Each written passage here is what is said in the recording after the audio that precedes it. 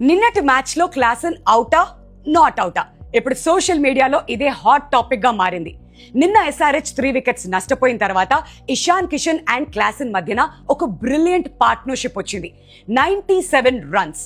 Exactly అదే టైంలో Klaasen ఒక బిగ్ షాట్ కోసం ప్రయత్నించాడు. బౌండరీ లైన్ దగ్గర ఫిల్ సాల్ట్ అమేజింగ్ క్యాచ్ కూడా తీసుకున్నాడు.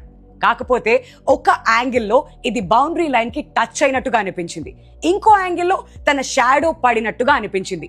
ఏదేమైనప్పటికీ థర్డ్ అంపైర్ ఏది డిసైడ్ చేస్తే అదే ఫైనల్. క్లాసన్ ని అవుట్ గా ప్రకటించారు. వెళ్తూ క్లాసన్ కూడా అంపైర్ తో ఒక చిన్న డిస్కషన్ చేసినట్టుగా మనం చూసాం.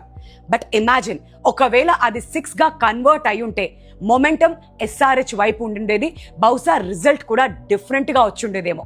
ఇప్పుడు మీరు చెప్పండి, ఒక RCB ఫ్యాన్ గా కాకుండా SRH ఫ్యాన్ గా కాకుండా ఇక్కడ క్లాసన్ అవుట్ అయ్యాడా లేదా? మీ ప్రకారం ఏంటి? Let me know in the comments.